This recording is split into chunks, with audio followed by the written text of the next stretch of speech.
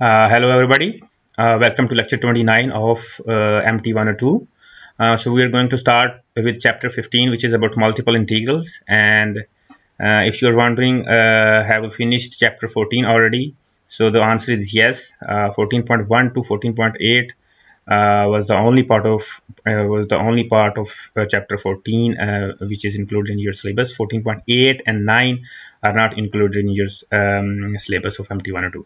So we're going to start with multiple integrals, which is chapter 15. 15.1 is about double and iterated integrals over rectangles. So first we need to uh, see that we're going to start with 15.1. So it is about double integrals, right? So double integrals mean that we are in the case of function of two variables. That means the number of independent variables are two, right? So that means we are in the case from f from r square to r. So that means the plane is our domain and the real line is our range. So you know that we can write it like this. So x and y are our independent variables and z our dependent variables. So we are going to study the just like we study the concept of derivatives of for multiple variable functions in chapter 14. So now we are going to study the concept of integration for function of two or three variables in chapter 15. So we are actually studying the concept of so what is the concept of integration in double or triple variable function. So I'm going to have to show you what we did for double integrals. For single integral, what we how did we study the concept of integration for a single variable function. Then we will copy all that concepts in the function of two variables, right? So let me show you what we did in chapter in the MT101. We'll revise that first, then we'll move on to the chapter function of two variables, right? So here we are. In order to save our time, I've just copied all the stuff which is needed to explain what we did to calculate the definite integral, the concept of definite integral, and the concept of by using the concept of Riemann sums in the single variable case, which we did in chapter 5, I guess, in MT101 syllabus. So for single variable case, we are in the f from r to r case. That means our domain is r and our range is r. So our number independent variable is one, number of dependent variable is also one. So suppose this blue curve is our function, right? And this x-axis is our domain, and this function is defined part of this in from on the interval a b, which is actually the domain of this function, right? Which is this a b is a subset of real line, right? Represented by this x-axis. So what we do first, actually you need to know that what the definite integral does. It actually calculate the area of um, this function bounded by this function between this function and the x-axis. So that means this area and this area, right? So we need to calculate the area bounded above by this curve in this part and bounded below by this x-axis, and in this part we need to calculate the area bounded above by this x-axis and bounded below by this function, right? So in other words, we need to calculate this plus this area. So how did we do it? First what we did is we subdivided our a to b interval into number of subintervals. So how did we do that? We chose a number of points. Say we chose n plus 1 number of points between a and b, such that x naught is here, x1 is here, x2 is here. Every next point is bigger than the previous one, right? So that means our x naught is our a, and the last point xn is our b. So if you collect all that points which you have chosen and make it a set, that set is called the partition of AB. What you did is you have partitioned this interval AB according to these points, right?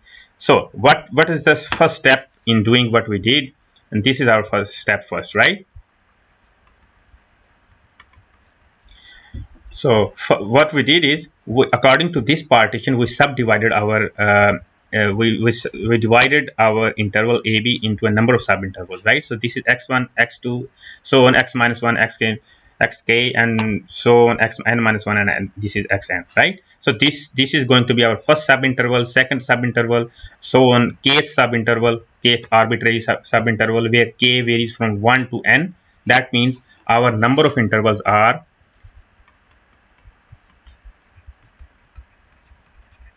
that means our number of intervals are n, right? We chose n plus 1 points, including this a and b, that those points divided this a b interval into n subintervals, right?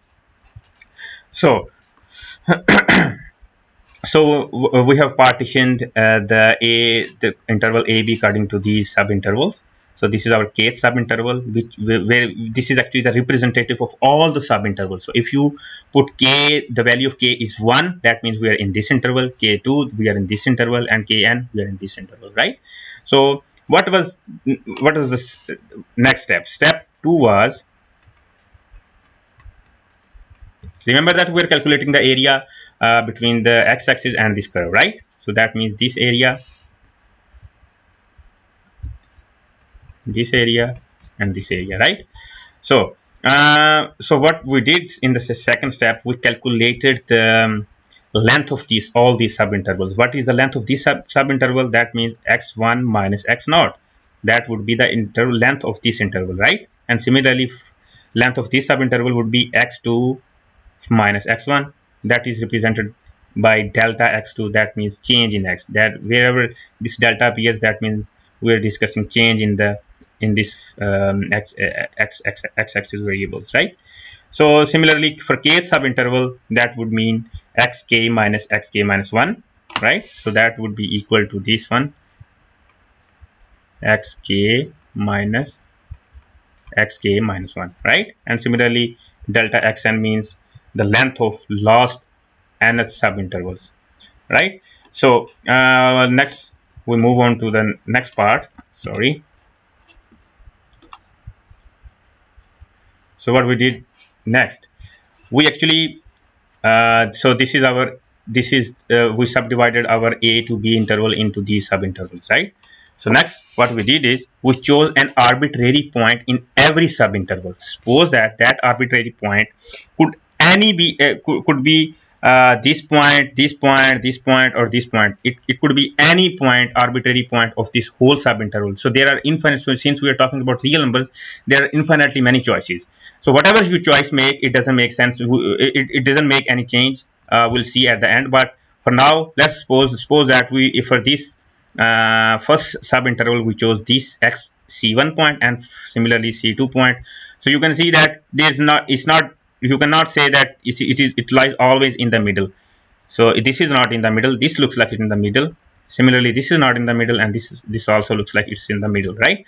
So what you do next is, suppose you have chosen this xc2 point in this second interval, which is any arbitrary point in this second subinterval from x1 to x2. This c2 represents any arbitrary point, right? What we did next is, we draw a line and join this C2 with the curve, right? Similarly, you join C1 at this point, this CK joins the curve at this point, and similarly this CN joins the curve at this point. And what we did next is we draw, sorry,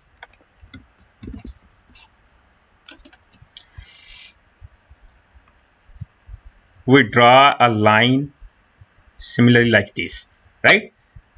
Which meets this point, which this functional point.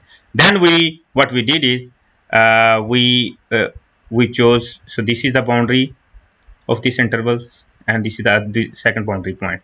Then we similarly join these lines with this bar which we have just drawn, right? So this is how you make all these rectangles. So this is, so you have to be careful here. What you do is you choose an arbitrary point, say here, then you draw a vertical line parallel to y-axis and join that line to the curve, and then of that curve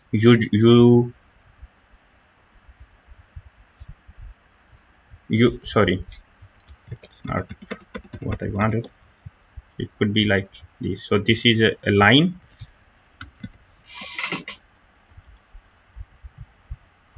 right? It's better.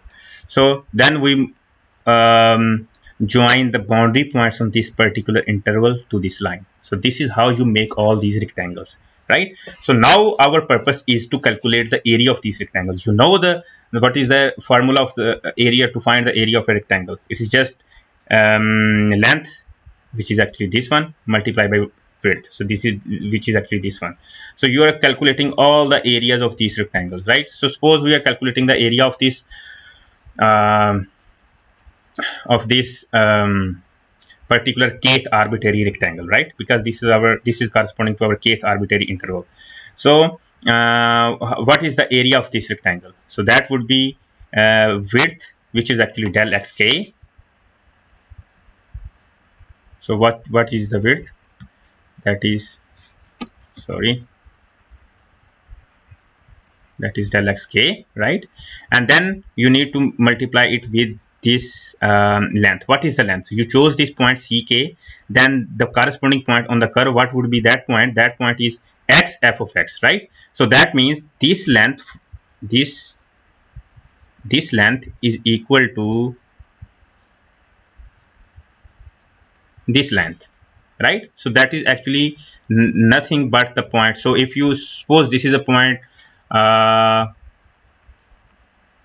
2 3, so that means this is our 2 and this is our 3. So that means from here to here the length is 3 and this length is equal to this length. So that means on the curve the second coordinate, which is actually the point of the range, that will always give you the length from x-axis to that point, right? So that means this length is equal to f of ck. So if you multiply it with, sorry,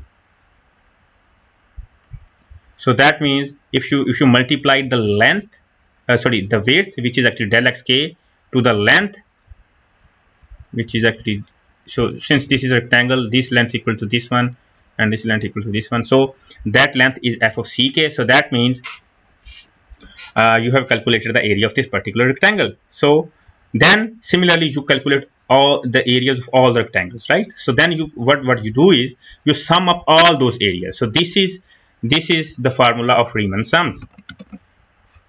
So what does it do? It actually computes the area of kth arbitrary rectangle and then sum up all the areas of all the rectangles. So if you put k is equal to 1, that would give you the area of this rectangle. K equals to 2 gives you the area of this rectangle, and so on and so forth, right? So if you apply the summation on this kth arbitrary, that was to choose this kth arbitrary interval, that was the only purpose, so that we could apply this summation sign and choose this rectangle to be the representative of all the rectangles, right? So that means, so this would give us the area of all these rectangles. If you sum up the area of all these rectangles, that would give you an estimation. I'm using the word estimation. That would not give you the exact value. That would give you the estimation of the area between this blue curve and the x-axis. But there, if you see that there are errors, right? So we are not calculating this area. We are not calculating this area. Similarly, we are not calculating this area, and if you see that this part is should not be included, so this part is extra. Similarly, this part is extra, and similarly, if you see that this part is also extra. So there are a lot of, that means this would give us an estimation, but it is not an exact value. It is very crude. It is not refined. So how do you refine it? How do you reduce the error? How do you make your estimation more reliable and more refined? So this is how you do it. If you increase the number of intervals, so in this figure what we did is we just increase the number of intervals, right? So that means if you increase the number of sub intervals, that would ultimately increase the number of rectangles. So if you sum up now, if you sum up all the areas of these rectangles, that means now we are somehow in a better position. Here there is a lot of errors. this one is too much extra, this is too much less, right? So that means if you compare this with this, you will see that in this part we have refined, somehow we refined the area between the curve and the x-axis by just increasing the number of subintervals. So if you further increase, you will see that the error is still further reduced. So that means if we calculate the limit n approaches to infinity,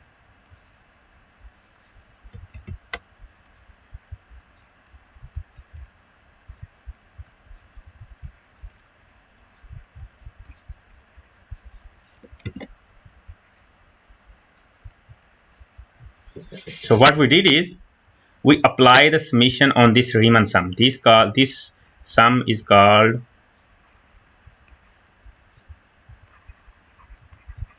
Riemann sum. So what we do is we applied the what we did here is we actually increase the number of interval infinitely times, right? So that means you cannot describe what are the number of sub intervals now, because they are infinite now, and infinity is not a number, it's just an expression.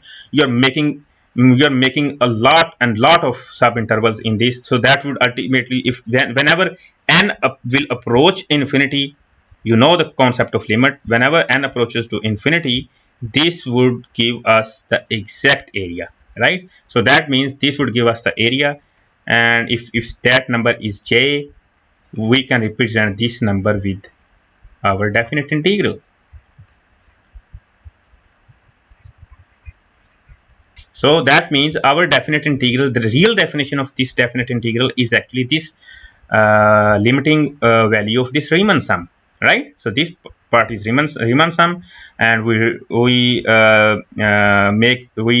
refined it and find the exact value of the area by applying the limit n approaches to infinity, where n is, what is n? N is the number of subintervals, right? Sorry, let me write it. It is subinterval, because our original intervals was a to b. So this is all what we have to do. Now you can question that we actually chose this partition, right? So we divided the interval AB according to this partition, and this partition can be, there are infinitely many partition of this AB. You chose n plus 1 point. You can also choose 2n points, 2n plus 1 points, but you cannot choose finitely many points like 5 points or 6 points. Then you will not get the exact value ultimately here, because you have to apply n approaches to infinity, so n has to be variable. So that means you can either choose n variable, 2n variables, 3n plus 1 variable, whatever you want to choose. You have to include the number n, so that ultimately we would calculate the limit n approaches to infinity. So there are infinitely many choices of this partition. So do we get the value of this limit always same? The answer is yes. If your function is integrable, whatever partition you choose, you will always get a same number j, fixed number, right? So there are infinitely many choices of these subintervals to be chosen. You can either choose n, for example, you can choose n plus 1 points, and then you can subdivide this AB into n subintervals of equal width. You can see that these are not equal width. This width is different, this width is different, and similarly this width it is different. Similarly, you can see that here. So we are not choosing that to be of same width, but you can choose it. But if your function is integrable, whatever the partition you choose, whatever the length or the choice of length you choose, you can always get a same number. That same number is our definite integral, right? So this would give us the exact value of this area, right? The area between our blue curve and the x-axis. So this was the concept of definite integral in single variable case. Now we'll apply this concept of Riemann sum and partition and all these for a function of two variable case. So let's move on to that. So now we are in the function of two variable case. That means that would mean that our domain is not a real line anymore. Our domain is the plane. So suppose that, sorry,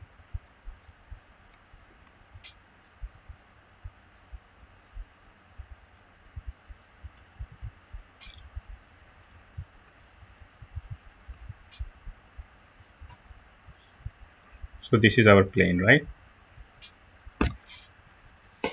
So, so that means now we need to calculate the value of integral over some part of the domain. Here, in the first in the single variable case, that part was our interval a b, right? So now, so that means that function f of x was defined over the interval a b, but now our domain is the plane. So that means our our function is always defined on a rectangular in on a region in the plane, right? So that region could either be this region or some arbitrary this region. So first, in this 15.1, we will calculate the area. We will calculate the integral double integral concept over rectangles, because to calculate the double integral over these rectangular region is comparatively easy. And once we have studied the concept of double integrals over rectangular regions, then we will move on to the bounded non-rectangular region. So this is bounded because the boundary exists in this region, and this is not rectangular. So non-rectangular region, the concept of double integrals over non-rectangular region is actually our 15.2, and we'll move on to that. For now, we are going to study in 15.1 the concept of double integrals over rectangles. That means our function is defined over some rectangular region in the plane, which is actually our domain, right? So let me give you a figure so that we can move on to the concept of how do you define the concept of double integral in here, and by using the Riemann sum, same as we did in the first single variable case. So here we are. So suppose our this rectangular region which we have just talked about, this is the rectangular region, right, in the plane. So now you need to um, recall that we are in the domain of this function. This is, we are on the discussing the domain. You need to understand that this is not the function graph, because in that case, in the first variable, in single variable case, our domain is real line, our range is real line, so that means your graph is viewable in the plane. Now here the graph is not viewable in the plane, the graph is usually viewable in the space. So that means we are only discussing the domain. So suppose our function, this f of xy function, is defined over this rectangular region defined by these inequalities. So if a function is defined over a rectangular region, that rectangular region can always be defined by these inequalities mathematically. So this is mathematical way of defining this region R, and this is the geometrical way. So this is A, B, C, and D. So that means on x-axis the region is lying between A and B, and on y-axis the region, the limits of the region are from C to D, right? So this is the rectangular region which we have just talked about. So suppose our function, this two variable function which is actually in the space, is defined over this rectangular region in the plane, which is actually our domain, right? So अगर आपको याद हो तो हमने first single variable case में क्या किया था, we actually subdivided the our interval a b, but here our domain is not an interval, our domain is a region in the plane. So that means parallel to that concept, what we do here, we divide our rectangular region into we draw like these lines, this line, this line, this line, similarly here this line and this line. So we actually choosing a number of points between A and B, and then cross this region with these x equal to say x1 line, x equal to x2 line, x equal to x3, and similarly we draw we subdivide this C to D interval into a number of sub intervals, and then according to those sub intervals we do draw these lines, say y is equal to y1, y is equal to y2, and so on. So that would divide this rectangular region into number of rectangles, सब rectangles. So you see ये हमारे पास बड़ी rectangle है जिसके ऊपर ये function हमारा double variable function defined है। उस जब हमने इसको सब डिवाइड किया वहां पे हम सब इंटरवल को सब इंटरवल्स में डिवाइड करते थे, यहाँ हम अपने रेक्टेंगल को नंबर ऑफ सब रेक्टेंगल्स में डिवाइड करेंगे। और यहाँ पे सपोज करते हैं कि हमारे पास जो नंबर ऑफ रेक्टेंगल्स सब रेक्टेंगल्स हैं,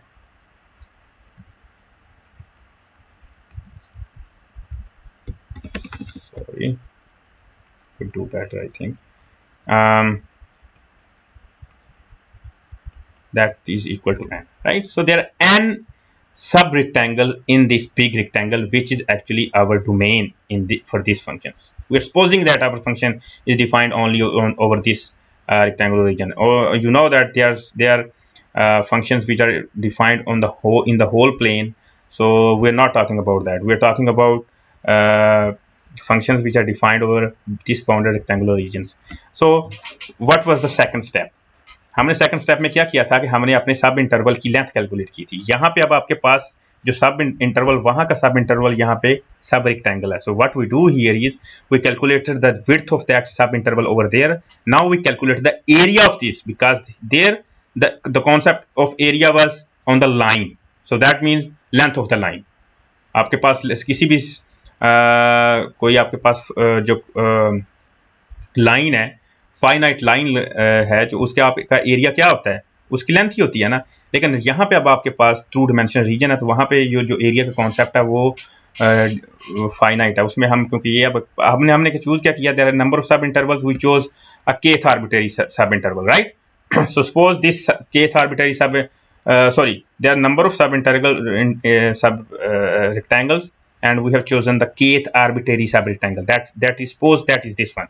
So that means that could either be this one, this one, this one, and this one. When ultimately we will vary this n from k equals to 1 to n. That means if k is 1, suppose that this is our first rectangle, second, third, fourth, and so on. So there are n rectangle. We have divided our big rectangle into n sub rectangles. So this is our kth arbitrary rectangle. So what would be the area of this kth arbitrary rectangle? So suppose this point is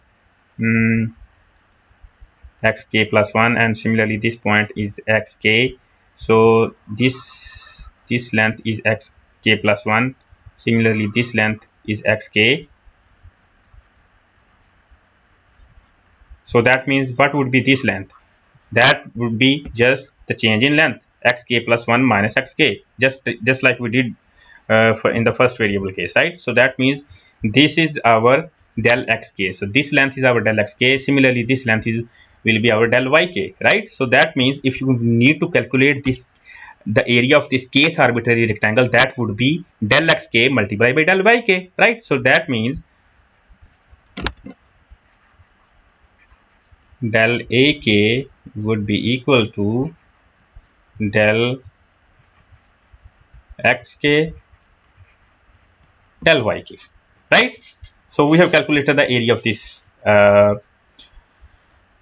kth सब rectangle. So what we did next, वहां पे हमने single variable के case में next क्या किया था, वहां पे हमने कोई आर्बिट्रेरी पॉइंट चूज किया था कि वो उस सब इंटरवल kth सब इंटरवल का कोई भी आर्बिट्रेरी पॉइंट हो सकता था। यहाँ पे भी हमने कोई भी आर्बिट्रेरी पॉइंट चूज कर लिया, और सपोज करें कि वो आपके पास पॉइंट ये है, यहाँ पे उसके कोऑर्डिनेट्स क्या होंगे, x k y k, because we are in the plane and that plane is our domain, right? So that would mean that our point in the domain would be defined by an order pair, not a single point, just like we did in the first single variable case. So हमने arbitrary point choose कर लिया, उसके बाद हम क्या करते थे, हम इसको इस x के y के पॉइंट को हम फंक्शन के साथ ज्वाइन कर देते थे, राइट? तो इसका मतलब है कि यहां से लेके फंक्शन तक की वैल्यू क्या होगी, f of x के y के. Now let me give you the three-dimensional figure and see what is actually happening. So here we are. So now we are in the case where we can denote the function, we can see the graph of the function as well, right?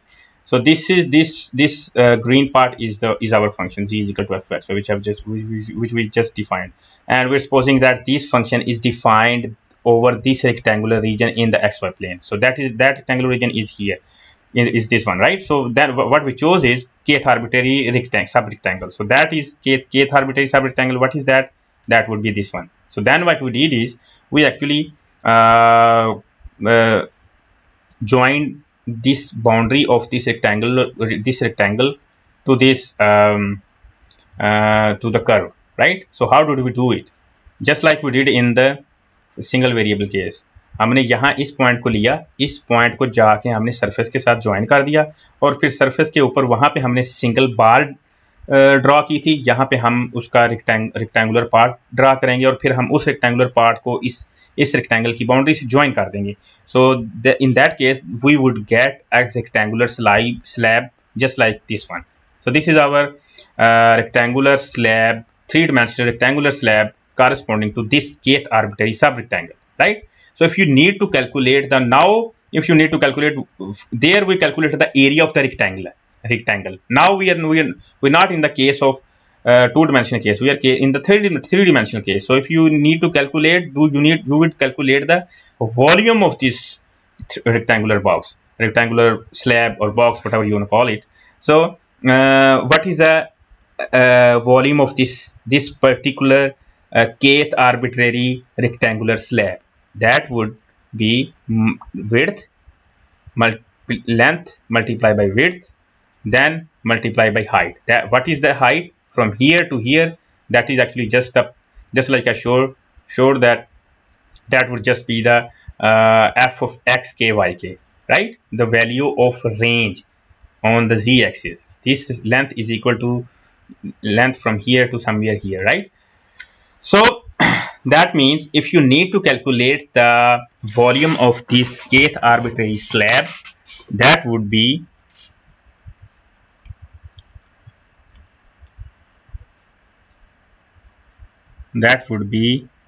the height xk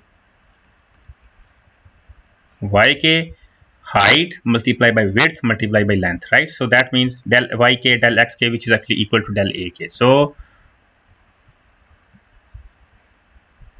del ak, right? So that means we have calculated the volume of this particular kth arbitrary rectangular slab. Now why did we introduce this kth arbitrary? Just like we did in a single variable case. Now we can apply the concept of summation, right? We have we are just representing the kth arbitrary slabs. Actually there are n arbitrary slabs over here, right? Defined by all these sub intervals, by this and by this and by this. So now what we did is we have calculated the volume of this kth arbitrary slab, and then we sum all the volumes. So that would give us vk. Suppose this is our vk. That means this is actually our Riemann sum in this case,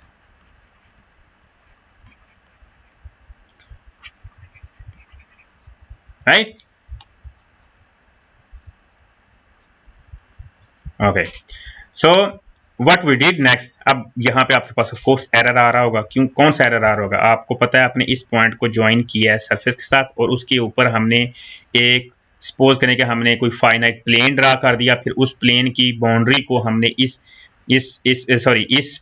kth arbitrary rectangle की boundaries को हमने उस plane से divide किया. तो उसमें error आ रहा होगा क्योंकि आपके पास जो सरफेस है वो कर्वी है, लेकिन आपने जो रेक्टेंगुलर स्लैब का वॉल्यूम कैलकुलेट किया इसको हमने सपोज किया हुआ है कि ये बिल्कुल आपके पास उसकी जो शेप है वो फ्लैट है. उसके ऊपर जो क्योंकि ये जो area, this area must be equal to this area, right? Otherwise ये आपके पास रेक्टेंगुलर स्लैब नहीं होगी, ये फिर कोई और टाइप की स्लैब हो जाएगी. तो रेक्टेंगुलर का मीन्स ये है कि उसके आपके पास जिस तरह ये फ्लैट है उसी तरह ये फ्लैट होगी, लेकिन आपके पास जो फंक्शन की कर्व है, जो फंक्शन का ग्राफ है वो तो कर्व ही है. इसका मतलब है कि ये आपके पास इसमें एरर आ रहा होगा. वो एरर कैसे रिड्यूस होगा कि आपके पास नंबर ऑफ सब रेक्टेंगल्स को इंक्रीज करें. कैसे नंबर ऑफ सब इंटरवल्स को नंबर ऑफ सब रेक्टेंगल्स को इंक्रीज करने से एरर कैसे रिड्यूस होगा. Now I am going to show you that by depicting that in a figure, right. So let me give you that figure. So here we are. So if you see, you can easily observe that if the number of sub-rectangle, if we divided our rectangular region on which our function is defined, if we divide that rectangular region into 16 sub-rectangles, our estimation would be like this. If you calculate the volume of all these rectangular slab, you will get this. So there are a lot of errors because the function is the graph of the function is very curvy, but they're steps. So that means there's a lot of error. So if you increase the number of sub rectangles, you see that you can somehow reduce the error. You have refined your volume. So similarly, if you choose the number of sub-rectangles to be 256, that would give you this. So that means as um, as you increase the number of sub-rectangles, you are reducing your error and you're refining your volume, which is actually the purpose, which is actually our basic purpose to calculate the volume bounded above by this curve and bounded below by this rectangular region, right? So यहाँ से हमें clearly पता चल रहा है कि जैसे जैसे नंबर ऑफ सब इंटरवल्स को हम इंक्रीज करेंगे, हमारे पास एरर रिड्यूस होता जाएगा. और एरर आपके पास बिल्कुल जीरो कब होगा? जब आप इनको इनफाइनाइटली मैनी रिड्यूस कर देंगे. सो that means, sorry again, so that means limit n approaches to infinity. What was the n? N was actually number of sub rectangles, right? And then we apply that on this Riemann sum, f of x k y k, which was arbitrary point in the kth sub rectangle. Del ak was equal to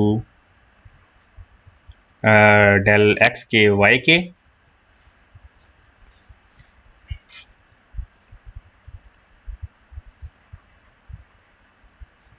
right?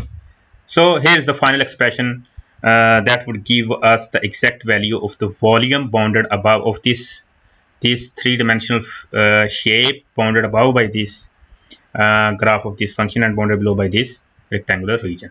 So अगर आपको याद हो वहां पे आपके पास क्या था, n approach single variable के केस में k is equal to 1 to n, where n was the number of sub intervals, f of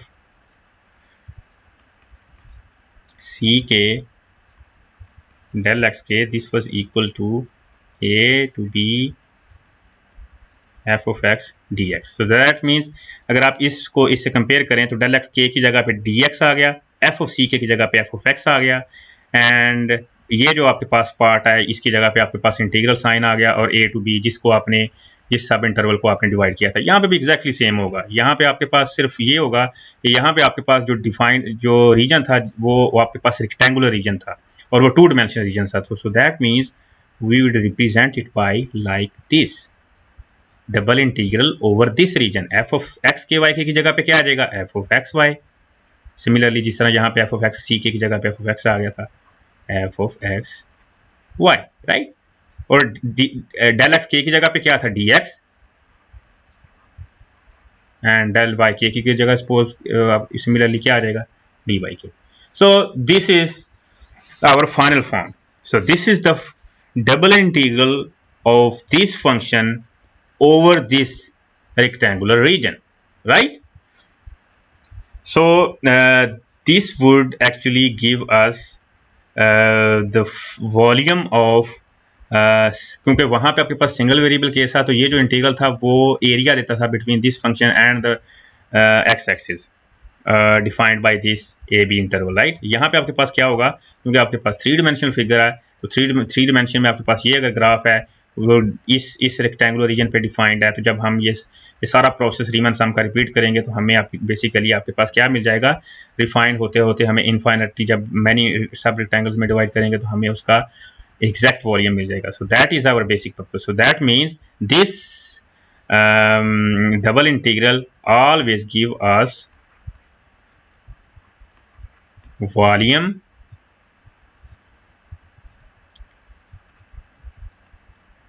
of 3D shape bounded above by the function and below by the region R, right. तो इसका क्या मतलब है कि double integral आपको always volume calculate करके देगा। So that was our basic purpose, right.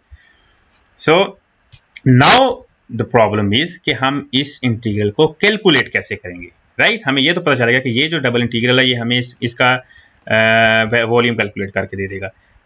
फिर अगेन हम मूव करते हैं सिंगल वेरिएबल के केस में, sorry. So here we are.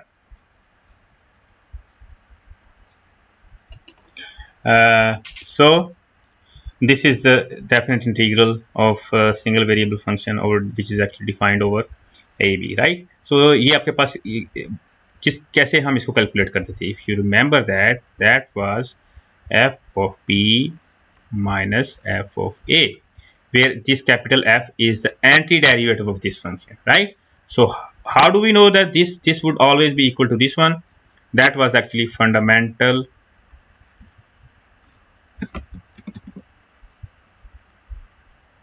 law of calculus, right? So fundamental law of calculus gave us the idea of how to calculate this definite integral. So that means you need to calculate the antiderivative of this function and put in the value of b first and then apply negative value and then f of a. यहाँ पे आपके पास double variable के case में क्या होगा? So just like we have the concept of fundamental law of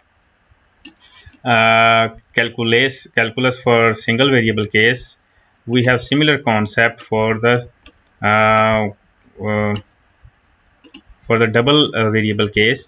So that is actually our Fubini's theorem.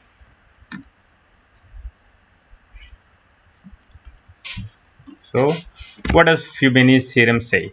Let me give you Fubini's theorem, the statement of Fubini's theorem, so that we can see how do we calculate the value of double integral over a rectangular region. So here is the Fubini's theorem, the first form of the Fubini's theorem. The more general form we'll study in the 15.2, but for now it is enough. So what does this say? If a function f of xy is continuous through the rectangular region defined by these inequalities, just what we have discussed before, then this uh, double integral, which actually gives the area of the 3D shape, volume of the 3D shape bounded above by this f of xy and bounded below by this rectangular region, that is equals to this function f of xy dx dy. That means dA is equal to dx for dy. We know that. But how do we do that? How do we calculate it? You calculate, if you are putting dx first, you insert the value, the limits of axis on the first integral sign, and if you put the and similarly the dy comes later, and that means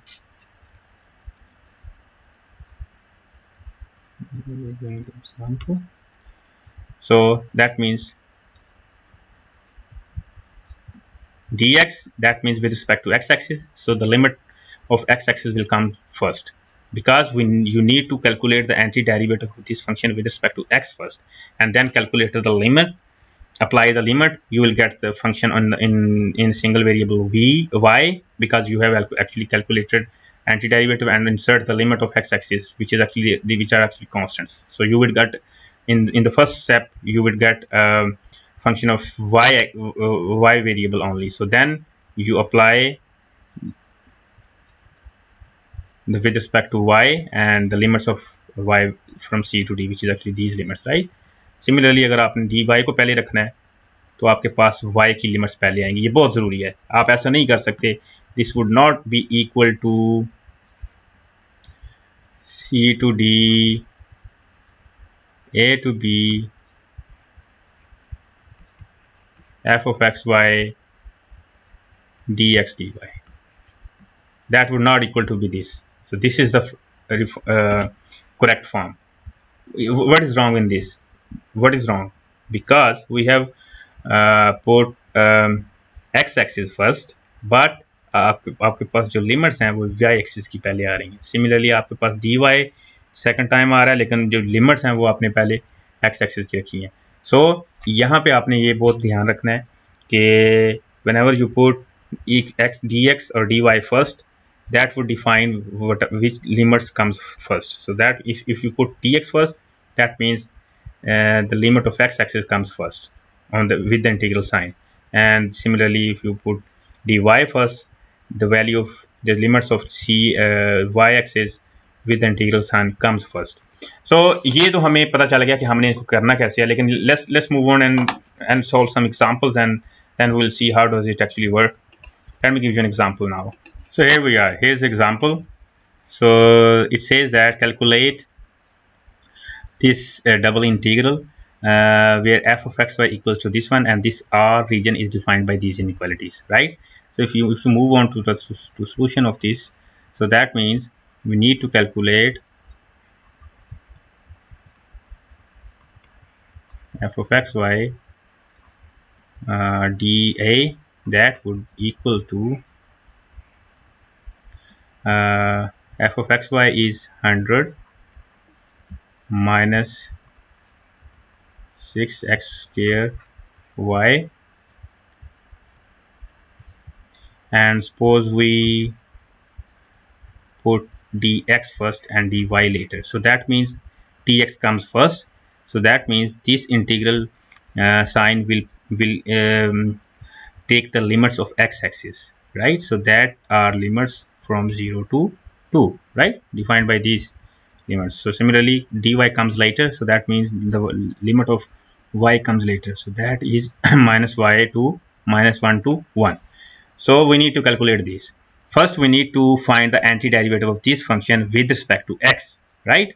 So that means our y is constant, right? So what is the antiderivative of 100? So you know that that is equal to minus 1 to 1. Antiderivative of 100 with respect to x would be 100x, right? Minus, what is the antiderivative of 6x square y? That means 6 is constant, y is constant, and x square is our variable.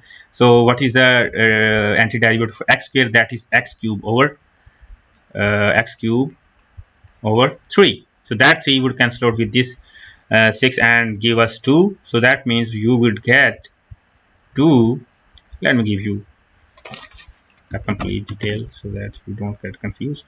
X cube over 3, and y is our constant, that would remain constant as well. So right, so dy, so this 3 becomes 2, so minus 1 to 1,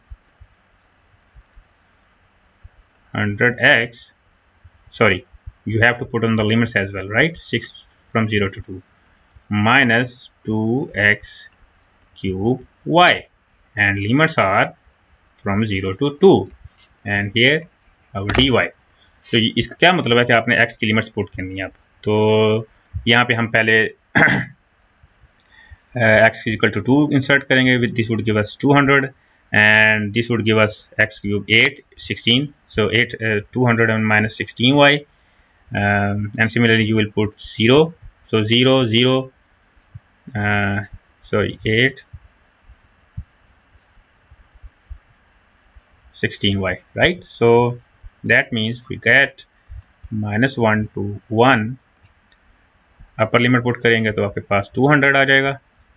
lower limit put upper limit sorry फिर 2 इसमें put करेंगे तो आपके पास 16y आ जाएगा, और 0 doesn't make any difference because that would make this 0 and this 0 as well, so that would give us ultimately 0. So now we are in the single variable case. Now you know that what to do. That means minus 1 to 1, 200y minus 8y square, right? Y square over 2 would get cancelled out with 16 and give us 8, right? So that means our limits are, sorry, यहाँ पे आपके पास integral नहीं आएगा, सही। सो आप limits insert करेंगे तो आपके पास वैल्यू आ जाएगी 100, 400, right? So this is how you calculate the double integral by using Fubini's theorem, or which is actually defined. If this is a function, if the continuous function defined over the rectangular region, because if the function has to be continuous. If the function is not continuous, that means the function can be non-integrable. So function has to be integrable in order for it to be calculated the double integral sign, right? So this is how you calculate. So first you need to decide which dx or dy, either dx or dy comes first. If dx comes first, that means limit of x comes first. If dy comes first, that would give us -1 to 1 यहाँ पे आ जाता है और 0 to 2 इस side पे आ जाता है. Then we will calculate the antiderivative of this function with respect to y first, insert the limits of y, and then calculate the antiderivative with respect to x, and calculate apply the limits of x-axis to get the same value. So you can easily do that. So let us just do that. I think that would give us more insight how to do calculate double integrals, and how would that give us the same value. So that means um, we need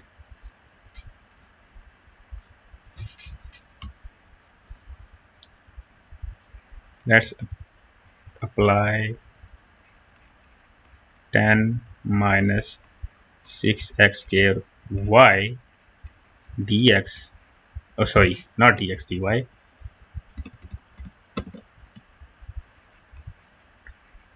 dx. So that means dy, so dy comes first. So that would make this integral have the limits -1 to 1. Similarly, this would give us 0 to. So that means first you need to calculate this with respect to y. That would give us 100y minus 3x square y square, right?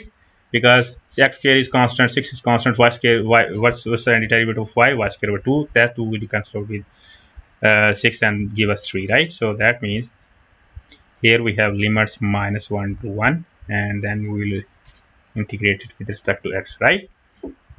So let's put the limits now. 0 to 2, 1, sorry, let's do that here.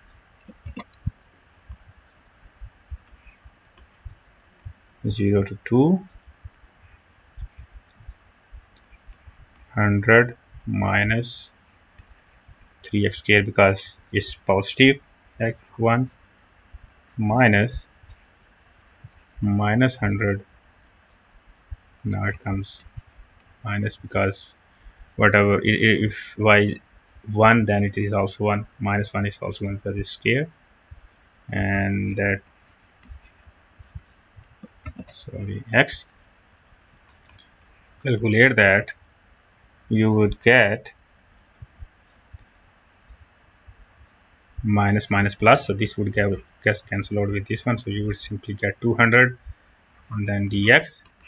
So what is the antiderivative of 200 with respect to x? That would just be 200x, right? Then we put on the limits, so that would give us to 400. So हमने ये use किया कि आप बेशक ये वाला order use करें या ये वाला ऑर्डर यूज करें.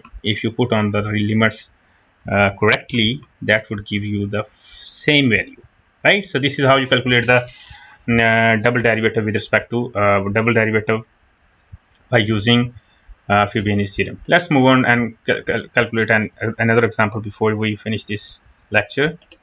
So before we move on to the next example, you need to see that this is this is the function we just solve the double integral for. That is actually 100 minus 6x square y, and that was defined over this rectangular region. The limits of y was -1 to 1, and limits of x were 0 to 2. So it means this 400 is the volume of this rectangular 3D shape, bounded above by this surface, bounded below by this rectangular region. So I just wanted to show you the figure by what do we actually mean by this double integral. You know that we actually, whenever you apply Fubini's theorem to calculate the second order double integral, you will always be calculating the volume of a continuous function, and of a three-dimensional shape defined by a continuous function bounded by and bounded above by that function, bounded below by that by the rectangular region. So let's move on to the next example. So this is our next example. So what does it say? It actually doesn't ask you to um, uh, find the double integral just like in the previous example it was required. Now he specifically asks you to calculate the volume. So find the volume of the region bounded above by the elliptical paraboloid and bounded below by this rectangular region, right? So that means if you need to calculate the area of this three-dimensional region bounded above by this surface and bounded below by this region, all we need to calculate is the double integral, right? So let's move on to that. So that means volume would be equal to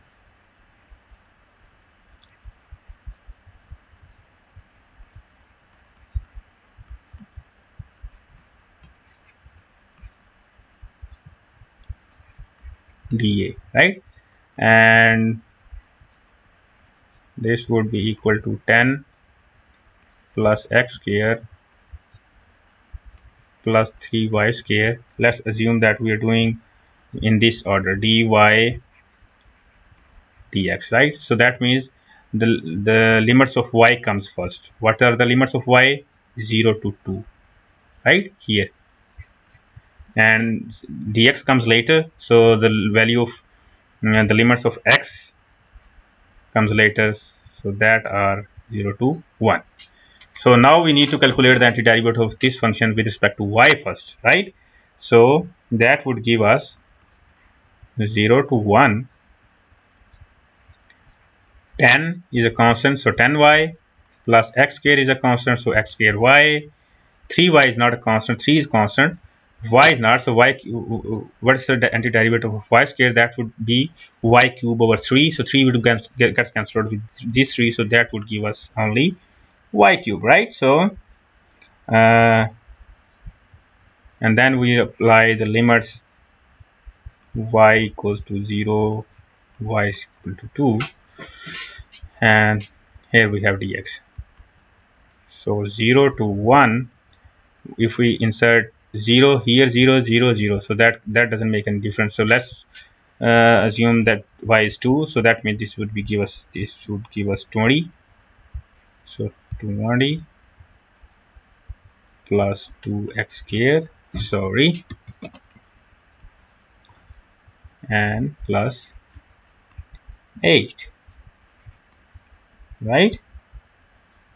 So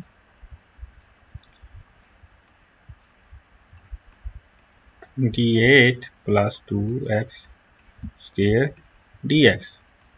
So what would that give us? 28x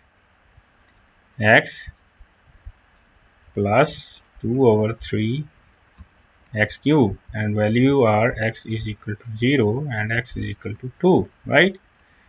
So just all we need to do is now put on these limits and apply the fundamental of calculus for single variable, right? So that would give us 86 over 3. So this is the volume of this three-dimensional or shape or region, whatever you want to call it. Let's call it three-dimensional region. So this is a two-dimensional region, so we need to calculate the volume of this three-dimensional region bounded above by this surface and bounded below by this curve. So similarly, you can interchange this dy with the dx, and similarly you need to calculate, you need to change the limits as well, and you would get the same result, 86 over 3. You can do a little experiment and solve this question with a different order. But if you move on to the different order, so that means you will do 0 to 2, 0 to 1, and then this comes f of xy, and but now we need to calculate dx dy. So this would also give us 86 over 3, where this f of xy equals to 10 plus x square plus 3xy. So I think that is all it. So now you need to calculate, you need to solve the questions of 15.1, which is actually 1 to 34. So if you solve those questions and see some problem, you can always more than welcome to post a query by using the Google form attached to the lecture links. So that is all for today. uh, Thank you very much.